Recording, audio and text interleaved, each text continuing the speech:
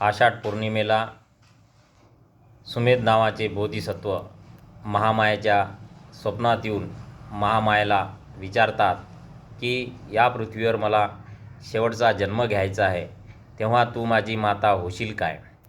असे म्हणून महामायेच्या गर्भामध्ये ते याच पौर्णिमेला प्रवेश करतात.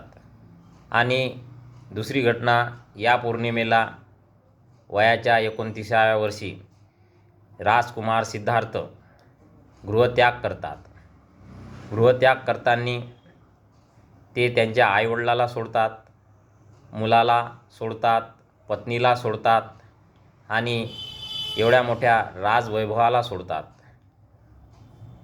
या पृथ्वीवर शांतता नांदावी म्हणून गृहत्याग करतात, म्हणून त्याला महाभिनिष्क्रमण असे म्हणतात.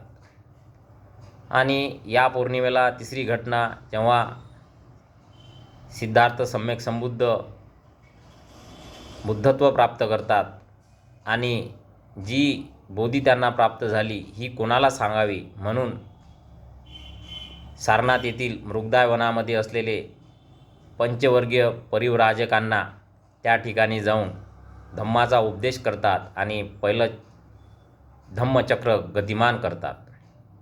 आणि याच पौर्णिमेपासून, आषाढ पौर्णिमेपासून 3 महिने भिक्षू संघांना वर्षवास करण्याची अनुमती देतात. तेव्हा हा वर्षवासाचा काळ सर्वांना मंगलदायी जाओ, सर्वांचे इच्छा आकांक्षा पूर्ण हो. सर्वांना नमो बुद्धाय. जय भीम.